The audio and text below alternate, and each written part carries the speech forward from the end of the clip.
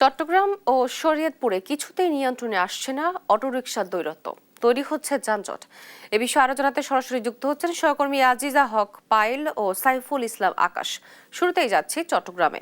পায়েল, যানজট নিরসনে প্রশাসন কি ব্যবস্থা নিচ্ছে, কি তথ্য আছে আপনার কাছে, জানাবেন। যেমনটি বলছিলেন, চট্টগ্রাম শহরে দিনে দিনে বেড়ে যাচ্ছে যানজট। এই যানজট বাড়ার কারণ হচ্ছে যত্রতত্র গাড়ি পার্কিং।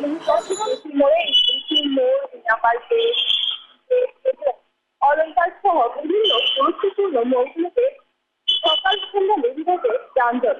এই যানজটের কারণে বিশৃঙ্খলা সৃষ্টি হয়, নানা ধরনের জটিলতায় পড়ে এবং কর্মঘণ্টা ব্যাহত হয়। সাধারণ মানুষের ভোগান্তি যেন বেড়েই চলেছে। এই দিন দিন যানজট বাড়ার কারণ হিসেবে আমরা জানতে পেরেছি যত্রতত্র গাড়ি পার্কিং এবং সকালবেলায় স্কুল, অফিস, আদালত শুরু থেকে এবং ছুটির সময় এই যানজট বেশি হয় বলে জানতে পেরেছি। সেই সাথে আমরা ট্রাফিকের সাথে কথা বলে জানতে পেরেছি চট্টগ্রাম শহরে পর্যাপ্ত গাড়ি পার্কিং সুবিধা না থাকায় এই সমস্যার সৃষ্টি হয়। সেই সাথে তিনি আমাদেরকে আরো জানিয়েছেন এই ট্রাফিক নিষ্কাশন কাজ এবং গুরুত্বপূর্ণ 1,000 কোটি টাকা ব্যয়ে র্যাম্প নির্মাণের কাজের কারণে এই যানজট সৃষ্টি হয় বলে তিনি আমাদেরকে জানিয়েছেন। চট্টগ্রামের ইম্পর্টেন্ট একটা জায়গা সেটি হচ্ছে চট্টগ্রামের 2 নম্বর গেটের এই র্যাম্প তৈরির কাজ এখনো শেষ হয়নি। সেই র্যাম্প তৈরির কাজের কারণে স্কুল ছুটির পর এবং স্কুল শুরুর সময় এবং মানুষের কর্মস্থলে যাওয়ার সময় এই সমস্যাগুলো বেশি দেখা যায়। তিনি বলেছেন এই কাজ শেষ হলে এই ধরনের সমস্যা সমাধান হবে বলে তিনি আমাদেরকে জানিয়েছেন। সেই সাথে চট্টগ্রামের বিভিন্ন গুরুত্বপূর্ণ মোড়গুলোতে এখনো ওই অটোরিকশার দৌরাত্ম্য বেড়েই চলেছে।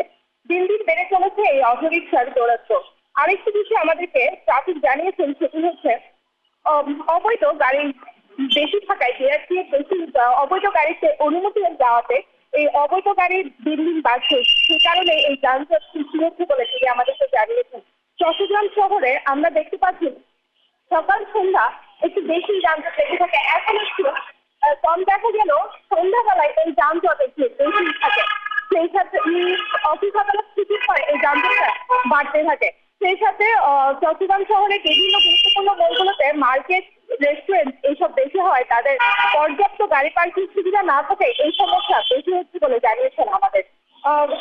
সেই সাথে আমরা যাত্রীদের সাথে কথা বলে জানতে পেরেছি তারা কর্মঘণ্টায় যেতে খুবই কষ্ট হয়, তাদের ভোগান্তি দিন দিন বাড়ছে। তারা চাচ্ছে চট্টগ্রাম শহরে পর্যাপ্ত গাড়ি পার্কিং সুবিধা করে দিলে তাদের বাড়িতে পার্কিং সুবিধা থাকলে এবং পর্যাপ্ত সিগন্যালগুলো আছে, সিগন্যালের সুবিধাগুলো একটু বাড়ালে, একটু নজরদারি কারণে এই সমস্যার সমাধান হবে বলে মনে করছেন।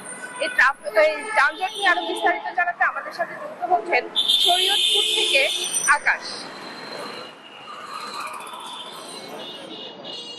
ধন্যবাদ পায়েল আপনাকে। শরীয়তপুরে দীর্ঘদিন যাবৎ অবৈধ অটোরিকশার দৌরাত্ম্য চলছিল, বিশেষ করে 5ই আগস্টের পরে ট্রাফিক পুলিশের অনুপস্থিতিতে কিন্তু এই দৌরাত্ম্য কয়েক গুণ বেড়েছে। এই মুহূর্তে অবস্থান করছে শরীয়তপুর পৌরসভার হাসপাতালের সামনে, যেখানে কিন্তু অবৈধ অটোরিকশার দৌরাত্ম্য এত বেশি যে বৈধ যান চলাচলের অনুপযোগী হয়ে পড়েছে শরীয়তপুর পৌরসভার প্রতিটি সড়ক। সেক্ষেত্রে কিন্তু আমরা শরীয়তপুর পুলিশ ট্রাফিকের তথ্য মতে আমরা জানতে পেরেছি শরীয়তপুর পৌরসভায় রাজগঞ্জ ব্রিজ হতে মনোহর মোড় পর্যন্ত যে সড়কটি রয়েছে, এখানে কিন্তু প্রায় 10 থেকে 12,000 অবৈধ অটোরিকশা চলাচল করে। সেক্ষেত্রে কিন্তু এখানে ট্রাফিক বিভাগের 2 জন সার্জেন্ট এবং 8 জন ট্রাফিক পুলিশ মোতায়েন করা হয়েছে এইসব অবৈধ অটো নিয়ন্ত্রণ রাখার জন্য।